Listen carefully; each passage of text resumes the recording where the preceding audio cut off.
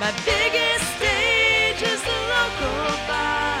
I might still drive a beat-up car, but I'm happy where I are. I don't wanna be a star. I'll keep dreaming like I do. I just wanna be famous in Kalamazoo. Hello, everybody. We're back. Finally. I second that. I third it. We have a third host today. Got a guest star. Hello. We should probably say what our podcast is called. We are called Kalamazooligans. We are based in Kalamazoo, Michigan, obviously.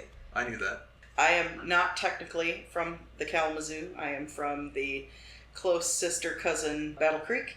But I am here with these two lovely souls and hope I can contribute something of value. I am originally from the Detroit area, actually. Fun fact. I'm from downriver. My name is Jessa Joyce, by the way. I don't think we established that. My name is Jessa Joyce. I am a host of this podcast. And I'm Luke VanDillen.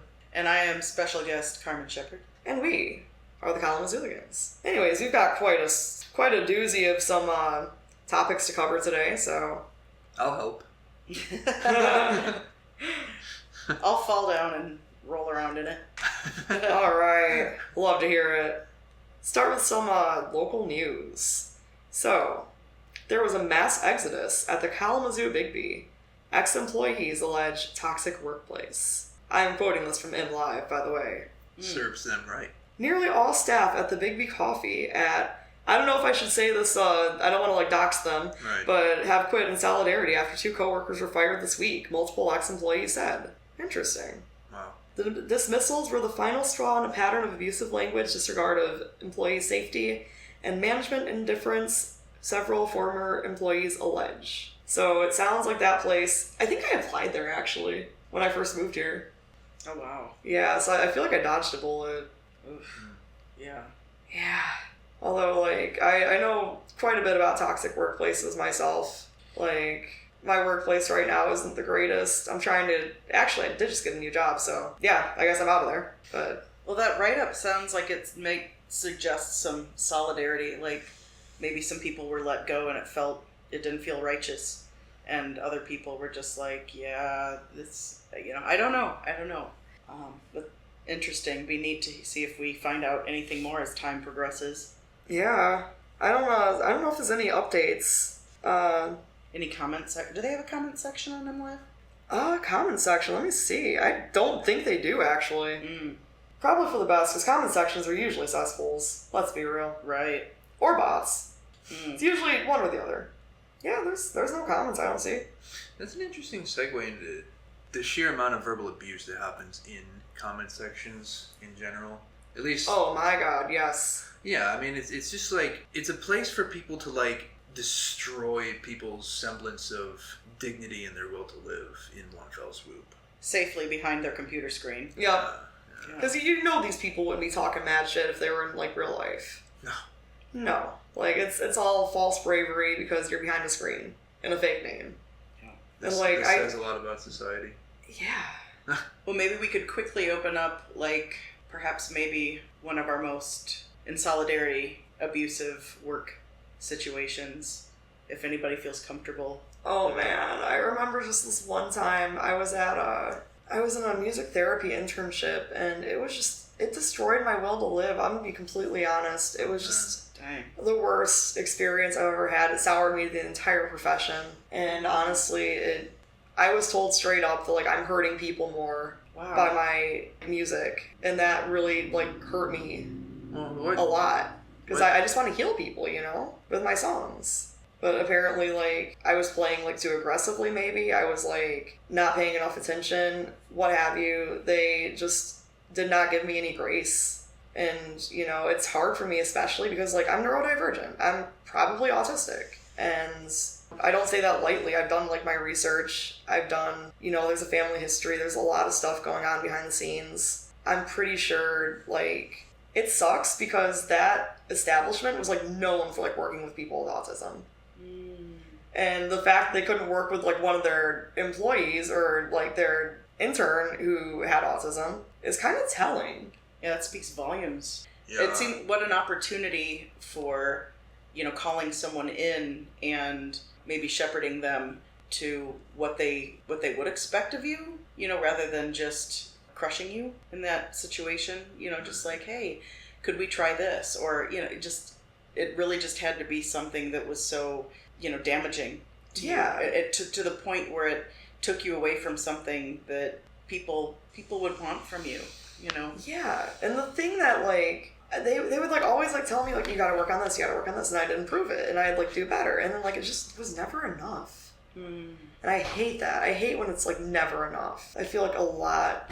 You were just telling me a couple days ago, you kind of had, like, a similar experience. Me? Yeah. Like, no matter how hard you worked, like, it just wasn't enough. Like, that's kind of the situation I was in, too. Yeah, that's, it's definitely a thing, where I work. I work at, an anonymous factory. I don't know how long I'm going to be at this place for my own personal choice, my own personal sake, my own personal safety. I don't know to what extent. I mean, if it was any harder there, I'd say the name of the place and I would just, kind of just...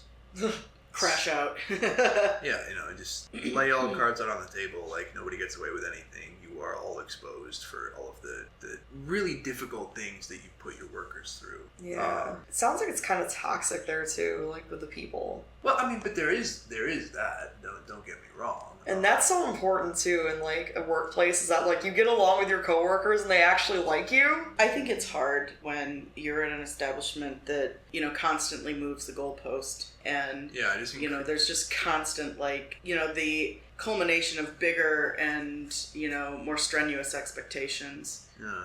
I was just expressing to my brother this morning or afternoon when we were on the phone, just I did some work, in the 90s, for an establishment where I would go into people's homes and I would clean. And I mean, I'm telling you, I made like just over $5 an hour working with, elderly people. And there were wonderful souls that I got to meet and even get close to. And it was lovely, but there were people that were really abusive, and you could see very quickly why these people had no relationships with their children and grandchildren. There was a level of just being so extremely demanding and punishing. I'll give you an example. I was cleaning this woman's bathtub, and instead of putting it away in a cupboard, I just accidentally left it out. I did many things. I vacuumed. I sometimes helped her cook meals. I would, do dishes. I would mop. All the things and that sort of thing. And so the next time I went to her house, I think I went there twice a week. I went to her and I said, "Hey, I'm so sorry I can't find, your comment for the bathtub." And she like laughed at me, and I was like, "What? Is this funny?" And she's like, "I hid it from you because you didn't put it away." And I was like, wow. So that really, that was my kind of deciding factor. Like, I make $5, and I think it was like $5.25 an hour or something, whatever the minimum wage was at that time. And I was like, there's so many other things I could be doing that I wouldn't have to be exposed to somebody playing games with me and demeaning me, and it just felt really, toxic, and I was just like, I'm sad for this person. I think they're very miserable. I can have some grace in hindsight because it's not fresh anymore. It was like when it was really fresh, It was just deeply, soul crushing because, I was barely making it, it's hard to make rent when you make $5 and something an hour, even if it was in the 90s or whatever. So, just, I don't know if anybody has anything to add with anything else, No, I've definitely had, like, experiences like that, like, more so with coworkers, especially, like, a recent job that I've had. Like, I just remember I was, like, fangirling about, like, this guitar pedal I was super excited about, and, because I love my guitar pedals, y'all know me. I was just, like, really excited about this pedal, and I was, like, describing it to my coworker, and she's just kind of like, "That's great, I hope I get custody of my child that's being abused," and I'm like, how do I respond to that? Wow. Like, that's such a heavy thing to just, like, bring up. And, like, I almost feel like I'm being invalidated because, like, I'm not talking about a thing that's very like deep and important. Yeah, exactly. And to me, it was like what she was really saying was, because this is going on in my life, I'm really kind of not. I really kind of don't care about your guitar pedal, and actually you're irritating me by even bringing that up. Is kind of what that sounds like was going on there. And like I have some grace about that. Like I like have grace for that, because that is a tough thing to go through. Yeah. I feel like part of it is just I feel like everyone at my job looks down at me because I don't have any kids of my own yet. And that is something that like I was kind of like insecure about, like not just because like I really do want kids, like in the next few years, but like also because like I feel like this don't take me seriously, because they all have like real like responsibilities, and I have a cat and a rock band, so that's awfully judgmental and impatient, sadly. And I mean, I know that with having family comes a lot of extreme exhaustion and responsibility, but I don't think it was fair that they threw that at you. I think you bring a lot of light wherever you go. Thank you. And I think some people maybe just can't handle that. They're in a dark space, they're in a dark way, and they're not very open to someone that's got a lot of love to give, and that hurts. Yeah, and like that particular coworker has been through like a lot of shit. Like she has opened up to me about like some just awful things that no one should ever have to experience. And, I do feel really bad for her. And I hope that, she does get to a place where she can be happy. Because, like, ultimately, that's what matters. I could, like, sit here and be bitter and, like, be, like, salty about the fact that, like, apparently she's also been talking behind my back. I don't know. But, life's too short to hold grudges. Yeah. That's something that I've, like, realized a lot in, like, recent times. It is what it is. Yeah, life being too short to hold grudges is definitely something that I needed to hear. I'm not gonna like talk about but I'm just glad that point was brought up, because there's it can be easy for a lot of us to hold on to things that were sort of done to us, and then like we kind of use it as an excuse to hurt other people. I've found.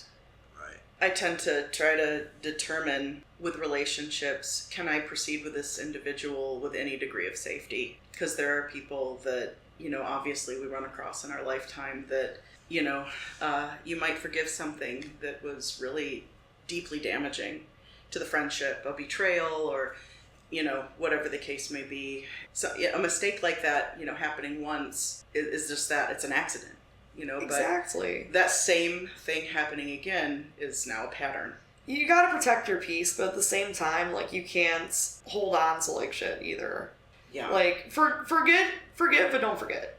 Don't let yourself be used and, like, walked over, but also, at the same time, like, I stood up for myself recently a couple times, and one was to a creep at the bar, which was pretty cool. And, I heard about that. Yeah, and then... I had this guy just like... Did I tell you about the guy that I met at LFG a couple days ago? No. Oh my god, so I met this guy at the local gaming bar, LFG. It's like a little video game themed bar. It's really cool. They've got karaoke like 3 nights a week, I think. It's great. Anyways, I went there while I was waiting for work to begin, because I work nights. So I was like just sitting there, just hanging out, and I met this guy, and he was like super cool. He's like the kind of guy I'm like usually into. He's like nerdy black dude, just like into foraging and like records, and like he was a really cool guy. I really liked him. All that being said, that changed immediately after I left, because I told him, I was like, I'm going to work and I've got to like go get ready for work and everything. I got to drive, so I'll talk to you later. We exchanged numbers. We just like wrapped up a game of DDR. It was really fun.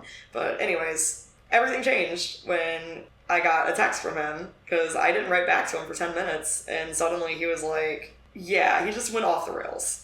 I could like read this entire like conversation, but it's just, I think the highlight is when I called him out for like calling me a thought, for not texting him back. He begged for my forgiveness to the point where he was offering me cunnilingus. Wow. In exchange for my forgiveness.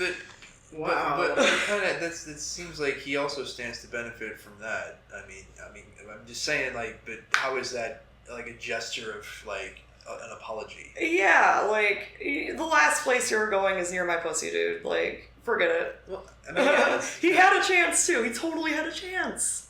And he blew it. He blew it so fast. well, play stupid games, win stupid prizes. I mean, you know, like, fuck around and find out. I guess he fucked around and found out, right? I would say what a blessing to see early on how volatile somebody is if you can't get back with them in 10 minutes. You know what I mean? Like I feel like that's a gift from the universe. Just like, wow, I'm glad that I will not be getting closer to you.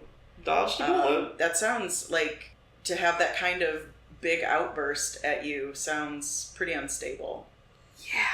So Just a lot. I'm glad you don't have this person in your life. Yeah, I hope I don't run into him again at LFG, because, like, that would be super awkward. Yeah. And don't want to do that. But this is a perfect segue into our next topic.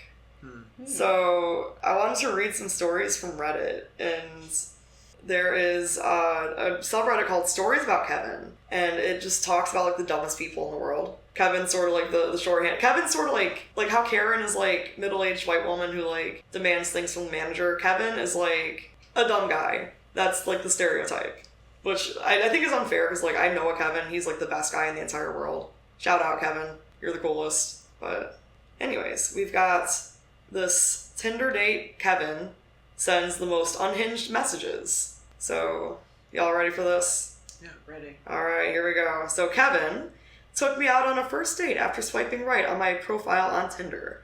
We chatted for about a week and went to Chipotle. The date went okay overall. I was really bored out of my mind, but I was willing to continue giving him a chance. The date ended on a good note. We continued to chat, transitioning to Facebook Messenger after the first date. Maybe like 2 days later, he became really weird and creepy. He started sending me roleplay messages about his sexual fantasies, like Santa Claus mounting me, and opossum butt plugs. I was weirded out by this, so I asked him to stop. He did, but then he sent me a message asking if I was into race play. I'm a black woman and Kevin is Caucasian. I immediately responded no. Then Kevin asked if I would engage in bestiality if he asked me to. I was in shock, so I did not know how to respond. He continued typing, telling me that he was into that stuff and that his ex-girlfriend often engaged in it for him. Ugh. Horrified, I blocked him and deleted my Tinder account. I don't think I can ever try to date a Kevin again without remembering him. Yeah. So, that was a bit of a doozy. That's a lot to That unpack. was a lot of a doozy. I think it's always a good, for me, rule of thumb when you are just getting to know somebody, if they want to like start really unloading anything and everything sexual, it's probably a good indication that that's probably, it's a good indication that it could be an addiction or it could be just, you know, a general extreme focus. And unless you're, you know, in alignment with that, it's probably not going to work out too well. You know, I feel that it takes a really long time. It takes years, you know, if we're being honest, to truly get to know somebody. Yeah. So just jacking somebody with, you know, anything and everything sexual after just meeting them, you know, that's a little scary. Yeah. Especially, like, those kinds of fetishes.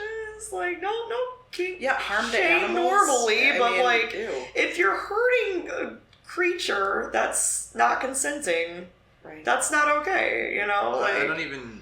like that's where it kind of, like, crossed, like, the line into, like, this Kevin is, like, morally questionable. I don't know, the race play is kind of questionable, too. I'd say just because, like, the real-life implications. That's just an immediate no for me. Yeah. I don't want to knock, like, consensual play between adults, but race play does feel kind of icky. Yeah, no, for Bestiality is 100% icky. Like, there's no coming back from that. I would have to even have it explained to me what race play is in a sexual way. I didn't even know that was a sexual Yeah, thing. it's like... Did he just make this up? Is he just, like, racist and he's just, like, pretending that this is, like, some normal thing? Like... Is this actually a thing? I don't actually know. It's sort of like fetishizing people for their race, which, like... Yeah, but that's... I feel really bad because, like, I realized that, like, I tend to date, like, black guys, like, just recently because, I don't know, that's just the type that I tend to go for. It's not like I'm not into them because, like, any weird, creepy thing. That's just, like, the type of guy that I gravitate towards. Like, nerdy black dudes. Like, not Urkel, like Childish Gambino. Not Urkel. Yeah, or, like, maybe Tyler, the Creator or something. Or, like, yeah, Tyler... Yeah, and like I feel icky because like the two demographics that I go for the most, like also trans women get fetishized a lot too. Right. Like it's all like Right. girl dick this, BBC that, and like it's kind of gross. Like when you boil someone down to like just like their penis. I mean. Well, sure, and yeah, I think that to that, I would say that it's just something to where you have to be really careful with people because, I mean, not in the sense of like the victim of it needs to be careful. I'm saying like you need to be, but I mean most well-adjusted people kind of already like don't do that. So I mean not anybody that I associate with anyway. But so I mean at least like it's just like. For me, it's kind of like a common decency thing, like don't put somebody into a box and like just generalize them in a sexual way is what I think this kind of is, right? Well, right, and I also think that it's so important to, before, just interjecting something so overtly sexual, I mean, how about asking for some consent? Around hey, can I check in with you? Like, like, I've got some, kind of strong leanings this way, and like as we get to know each other, I'd love to see if maybe you have something like that too, or if we could talk about that. I just but maybe now's not the time because we're getting to know each other or whatever. What's up? Yeah, and all of that is definitely 100%. I agree with you, and I'm just wondering like to what extent like that was also jarring to me that it makes me think like there's like a little thing that I'm wondering here. How much of these Reddit posts?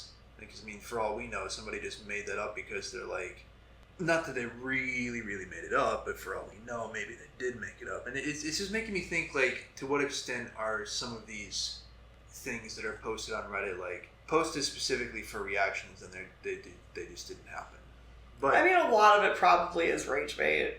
Rage bait. Oh, is that what that's called? Yeah. Okay. Yeah, there's so much rage bait on the internet. It's ridiculous. Well, yeah, I mean, right. Definitely. I mean, that's basically what, like, you watch, like, reality TV, like, that's rage bait. Like, tabloids are rage bait.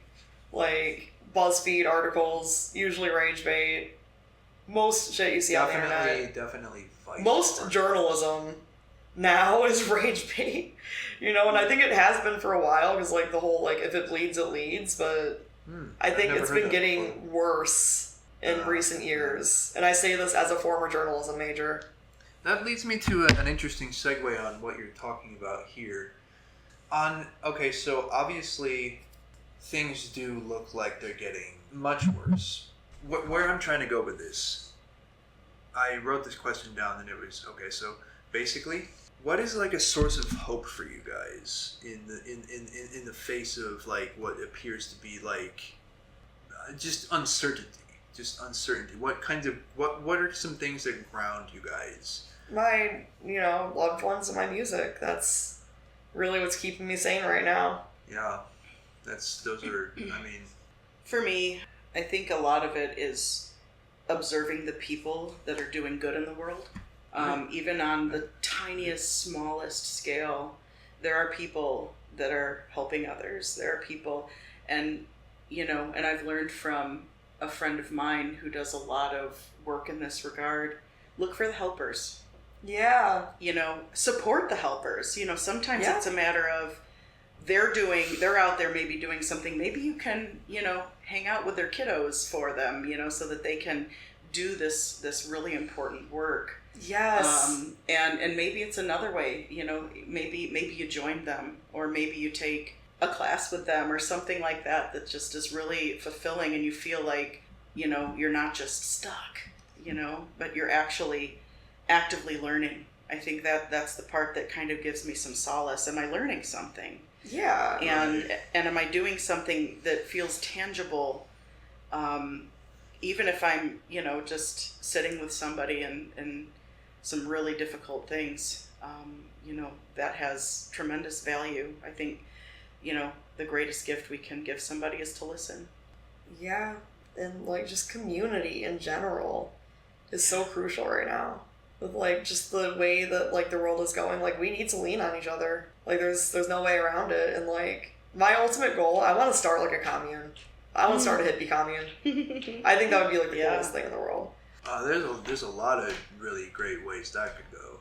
I mean, there's a lot of really interesting ways that could be. When you were talking about leading by example, and I mean, because it's really like that could look like so many different things, right? I mean, like think about what would it look like for you actually? What do you mean? With the commune thing. The commune, yeah. So what I really want to do is just get like all of our like friends and lovers and like all of their friends and lovers just on like a big plot of land, and like we could build like little houses, little sheds, and like everyone has like their own, or like even if we got like a big house, like everyone could have like their own room. Mm-hmm. That's kind of the ultimate goal. Is I really want to start like, and then becoming as self-sustaining as we can be.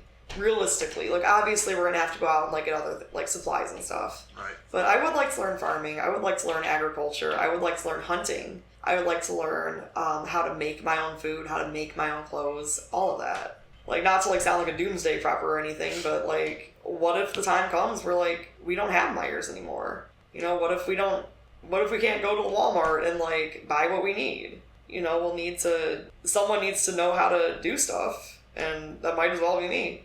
I think that we've moved so far away from the communities that we used to have. I mean, I have stories from my great grandmother about how, the exhaustion of being a parent, and having a baby and a toddler and that sort of thing. And I've heard the stories of sitting in a circle, with other women who have children of similar ages. And my great-grandmother and other relatives, I mean, they would be passing the little nursling back and forth, and everybody would take a turn nursing each other's babies.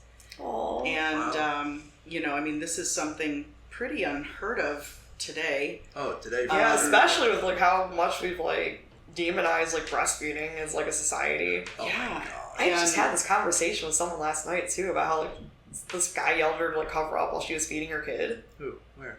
My coworker. Like some guy's like she was out like eating sushi or something with her family, and like this guy was like, "You need to cover up your boob." And it's like when I was a breastfeeding mother, it was I had dirty looks. I had people say and I would try in the beginning. I used to try to cover up my baby and my breast and feeding. You really don't see much when the baby's right there suckling. It's, unless you're getting all up close and personal, and why would you do that? But like people would get very upset, but that was like in like Battle Creek, and but you could either listen to my baby scream or you could look away while I breastfeed. It's really not a big deal. I wouldn't think it's nature. And also like it was lovely when I remember coming to Kalamazoo and my baby was getting fussy, and so I just started nursing him. I remember this was at Crow's Nest. And I had this older woman come up to me and thank me for breastfeeding in public. Aww. And I almost cried because I had been, I'd been treated badly. I'd been in establishments where they were like, you need to go in another room and do that. And I went like to the director of the place and was just like, I am like sitting out here trying to survive and feed my baby. Like there should be no place off limits to feed my child. No. Yeah. And that's the kind of shit that makes my fucking blood boil. Like you can't just tell somebody not to breastfeed their kid. I mean, their baby. That's, but yet people are still fucking doing that. Well, I mean, and it's got the roots of our puritanical culture. And like Right. God forbid a woman's breast be used for anything other than a man's pleasure. Right. Yeah. It's some real leftover stuff from Victorian era, just uppity stuff. It's a little too much, and I've seen a lot of things, and I've talked to other nurses. I was lucky that I found a community. There were a lot of online communities that were kind of coming up around the time that I had children, and that was a place to put it. Again, that's just another shout out to community. We need a place where we can talk about these things and gather support. And I think being allowed to breastfeed your baby, that seems like not even like the discussion. Like that should like be like the bare it shouldn't be something that people are like, let your baby cry and starve, because fuck you. I'm gonna pretend that this is indecent for me because I'm a grown man and I don't like. What it really is to me is just like I think it's a manipulation tactic of like, I'm gonna pretend like I think this is indecent because I'm actually so fucking goddamn malicious. Yeah, I mean, I don't know. That's what it looks like, right? I assume, like, for some people, it is the, just utter fetishization and sexualization of women and breasts and, that sort of thing. The surprising part was just how much vitriol came from other women. That my friend said that last night, or my coworker said that last night when we were talking about that. Yeah. Like, it was mostly other women that, like, were being mean to her about it. Absolutely. Wow, what the hell? Yeah. Yeah, it's like, you'd think that, like, we'd understand out of, like, but maybe it's a jealousy thing. Because, like, I know, like, most people are monogamous and, like, they don't want their husbands looking at, like, another woman's titty. Right. Like, I don't understand that personally because I'm polyamorous. Like, I don't really get that jealous, but I understand that people do. Just So. the sheer cognitive dissonance there, like the absolute fucking disconnect of like, oh, maybe, like, let's say for example this couple, who's to say I don't know if they have this hypothetical couple, I don't know if they have a kid or not, but they should be, regardless, they should be mature enough to realize that, okay. Yeah, this is not attention-seeking behavior. This is feeding a child. Yeah, I was there with my husband. And it wasn't like again, in the beginning, I tried to cover the baby up and, modesty, whatever, because I didn't know, I was young to this and all of that. And my children didn't like being covered. They felt like they couldn't breathe. They would tear it off, just like, no. They just wanted to be able to nurse and not have to be too hot and covered up. Some people, their babies will do that. They'll be okay with being covered up. My children were not. Yeah. And I just think that's... I went to a director and got rules changed. And I think that's what's just going to have to keep happening, I suppose, is just advocating for ourselves and then other women that will be also going through this if they choose to. Yeah. Have children. Yeah. So, I think now is probably a good time for Luke's. I don't know what to name your segment yet. Do you have any fun ideas for a segment where you read your prose and your poetry? Sure. I mean, yeah. We could call it like Luke's writing corner or whatever. I mean, something. I mean, very creative. Or just like Luke's lines. Luke's. Well, we'll put a pin in. Yeah, we'll put a pin in that. We'll put a pin in The silly VanDillen. Yes, that's a good one. I like that. Okay. Yeah, no, I mean, I've had a couple of things that I've worked on over the years, and over the last couple months too. I've been on kind of I haven't really written too much super recently, but there's definitely some things that I would consider my own classics as far as the things that. Jamber's a classic. Did I? No, I didn't. I didn't read Jamber. I think I still have the video that I made. Yeah. Of you reading Jamber. I got all the crazy effects. I need to post that somewhere. I don't think I ever did. Ooh, here's one. Chester the Duck. Ah, yes. Do you remember this I one? do remember this I don't remember this one, so this is new to me. This is the one. I'm afraid. Hit me. Okay. Bring it. So, a little disclaimer on my writing. It's a little intentionally messed up for the purpose of being like absurdist humor, like a kind of like a Tim and Eric type comedy, if you will, except like more jarring even than that. So, yeah, this is like take my word for it. It's really weird. We're gonna hear it in a second. So. Yes. Okay. So this is a piece I wrote called Chester the Duck. All right. Jim Bob wanted very deeply to be an artist. He tried everything to create things with pen and paint. He then realized that he was absolutely shit at being creative.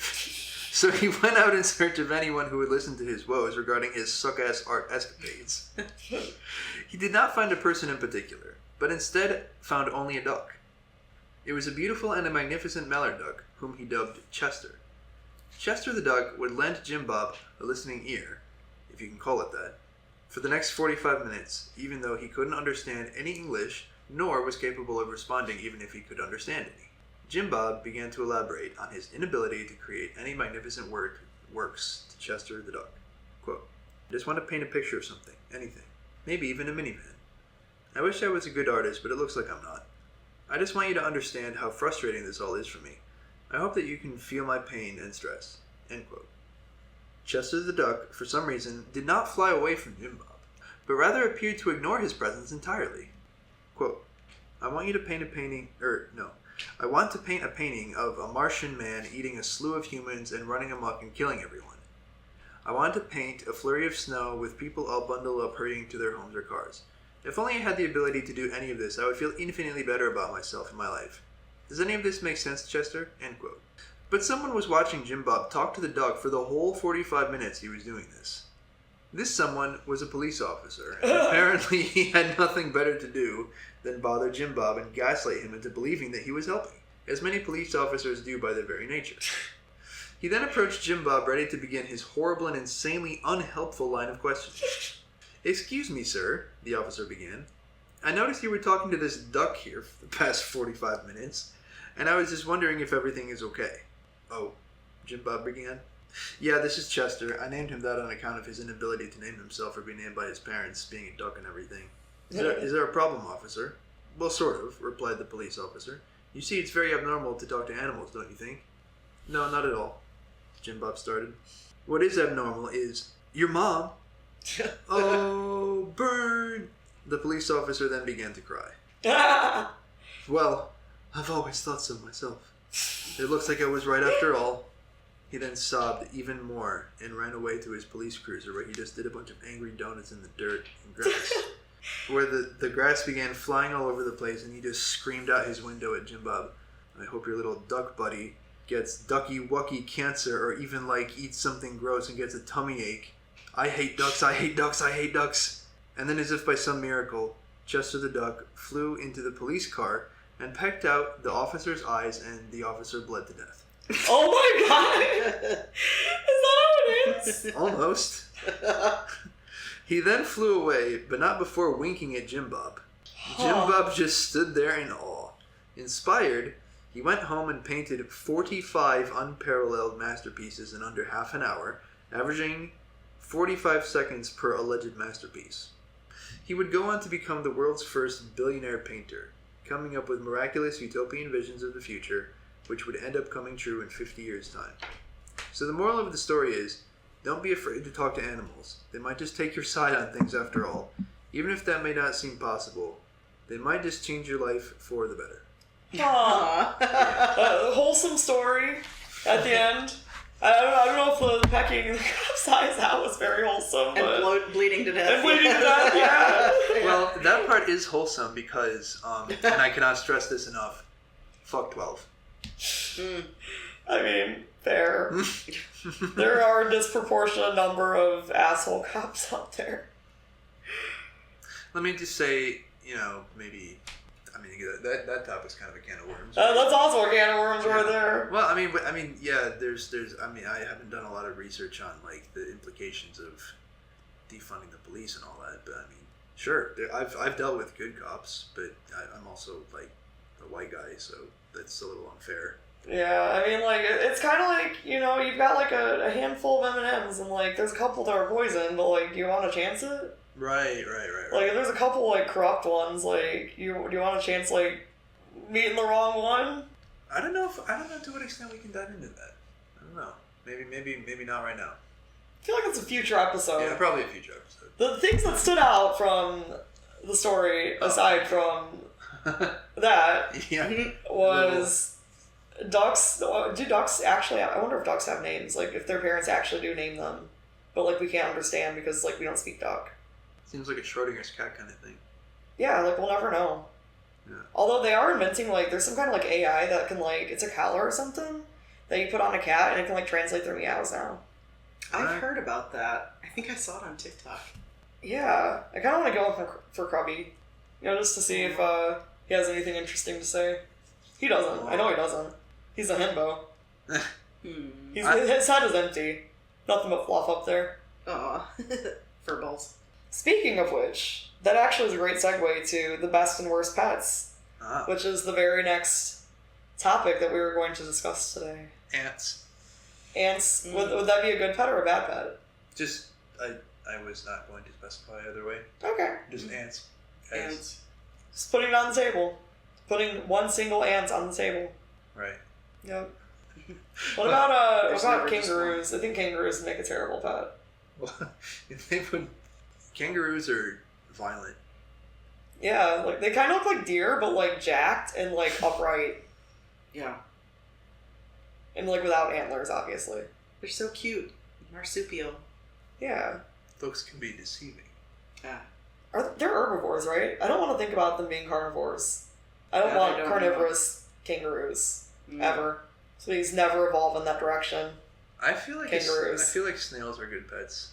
You know, I have a snail story. Do you? Yeah, from last night. Oh. I was sitting outside with my coworkers, and there was a snail, and I picked it up, and I was like holding it for a little bit, and it like retreated back into its shell, but then like it stuck its little eye stalk out, and then it saw like my enormous face and like retreated immediately. Because I mean, I would too if I was like a snail and I saw like my giant ass face like looking at me.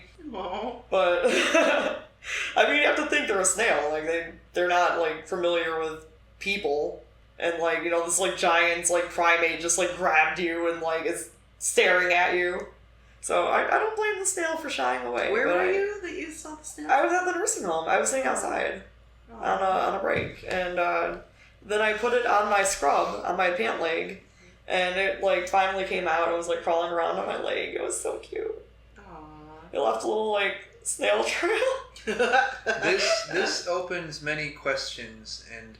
you know, into the road less traveled as far as the question: are snails actually sentient? Huh. And this is kind of like a little glimpse into that can of worms, if you will, of are snails actually sentient? It would appear that there's a little piece of evidence with your story that they must be. Is what I'm trying to say. Yeah, they must have like something going on in their noggins because he obviously looked at me and he was like, threat, and he retreated. So he must have something going on in there. It must be a somewhat... What the heck? What? Why What? is my phone screen burned into like my... Look at that. Oh, weird, yeah. Oh, that's weird. I don't like that. We've had quite a few technical difficulties. We've had many technical... I can't talk. Technical difficulties. That could be one. No offense. Snails. I was looking up snails. Snails. Are snails... Do snails have brains? Do snails have brains? I looked up if snails have teeth, because I was like wondering if they bite. They have like they don't have like proper teeth, but they have like a little thing they use to like rasp against like your skin if you put them on like your hand. I was afraid to feel it, so I didn't put it on my hand. Like I know it doesn't hurt, I'm just like, I don't want to know what it feels like. I would rather live in ignorance. Okay, do snails have brains? They do not have brains.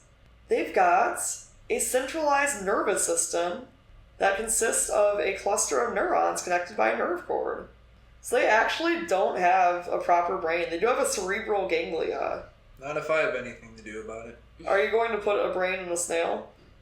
I will put brains in all snails. That's my purpose. Brains in every snail. Yeah.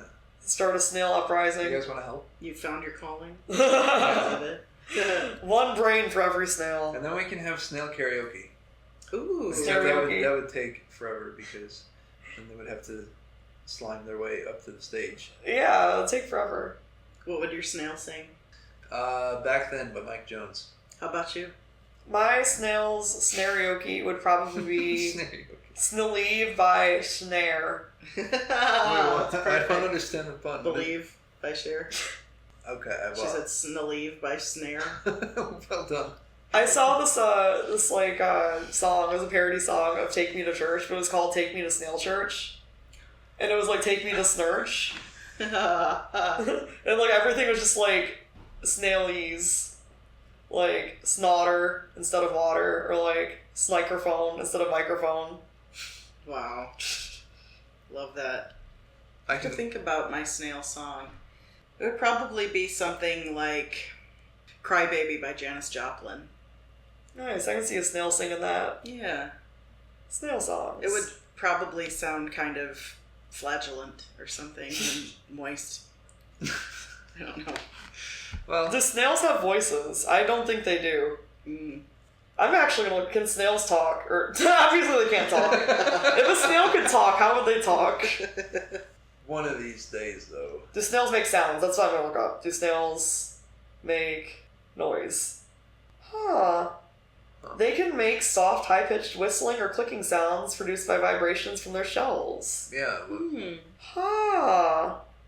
What? Snails. I think you should, like, record it and loop it and put it in a song. Yes. I want to find a snail sound and then... Whoa. What is this? This is how a snail sounds when it's feeding.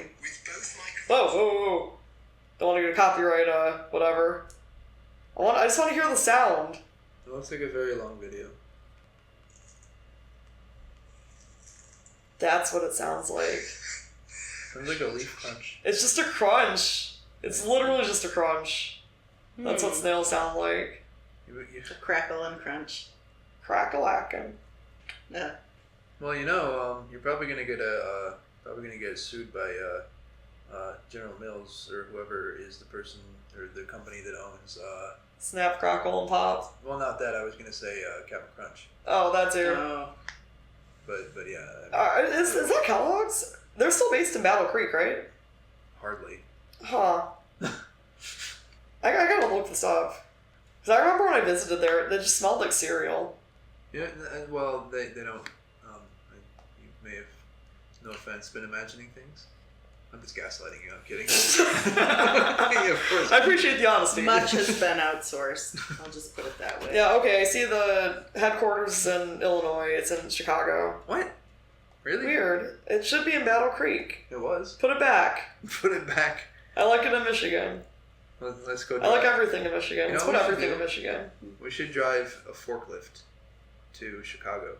Yes. And we should pick up Kellogg's with a and put it back forklift. in Battle Creek. We're just gonna drive with the Kellogg headquarters down The entire... I-94, Yes. because I-94 does go from Battle Creek to Chicago and to Detroit. Mm-hmm. Yeah, we can take it all the way to Detroit. We can take it to Canada. I'll bring the snails. On that note, we should probably start wrapping up. So it has been such a fun podcast and a really happy podcast at times, but a really fun one. Yeah. I've learned a lot about snails. I have some closing thoughts. Yes. Well, so I was just kind of thinking that if you were going to spend 10 days without sleeping, would you talk to the wall or would you talk to a glass of water? I'd probably be talking to myself after that amount of time. Oh yeah. I'd be talking to ghosts. After about 2 weeks is when I start hallucinating. So I don't know. That was kind of the. I don't know what I'd be talking to. I'm afraid. How long is this recording gone? About an hour. About an hour? Okay. Yeah, I think it's a good time to call it, I think we got some good thoughts out there. Yeah. I just wonder what Ganon's up to. Ganon? This is From Legend of Zelda? It's a quote from what's it called? Oh, Link in the Faces of Evil from it's the cutscene, the famous cutscene from the. Remember I showed you how they make YouTube poops out of that? Yes, I thought you said LinkedIn, the Faces of Evil. Like I knew you said Link, but LinkedIn. like I heard LinkedIn. Oh jeez. Yeah. Anyways. Yeah. Thank you, Jess and Luke, for having me. Of course. be a Thank you guest. for being on this podcast. Thank we you. love you. Love you. All right. Until next time. Don't touch that dial, kids. We'll be right back after this weeks-long commercial break. Don't go anywhere. Here's where the theme song. Yeah, that's where it starts playing. Theme right song. here. Theme song. Woo! Here we go. All right, peace out, everybody. I don't wanna be a star, but I'll keep dreaming like I do. I just wanna be famous in Kalamazoo. I just wanna be famous in Kalamazoo. I just wanna be famous in Kalamazoo.